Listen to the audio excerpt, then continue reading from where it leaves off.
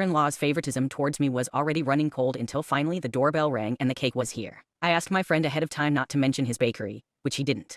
So the guests were none the wiser that the cake was a dupe. As they brought in the massive cheese wedge-shaped cake, everyone burst into applause. My mother-in-law was shining and grinning for days as they set the cake before her on the dining table, with a bowl of Bavarian cream next to it. The thing was huge. I mean massively huge, and took 3 men to lift it onto my mother-in-law's head. As they wedged the cake down on her head, like a giant hat made of cheese, my friend lit the 3 candles on top and everyone burst into applause. Photos and video were running non-stop as my mother-in-law beamed in her moment. That's when it happened. The 3 candles slowly began to sink. Yet only myself and my friend started to notice. He moved to fix it, but I signaled for him to back off. She only needed to wear it for a few seconds to take her picture, and then they could take the cake off and no one would notice. After she got her photo taken, the chefs moved to get the cake off, when my mother-in-law's friend shouted, "Wait, let's get a group photo," crowding out the bakers. The ladies all leaned in. And that's when it happened. The candles fell right through the cake, ripping it into pieces, and smashing all over my mother-in-law and her friends. To make matters worse, one of the candles fell into a glass of wine, setting the table on fire. It was a disaster. Cake and appetizers went up in flames in a matter of seconds.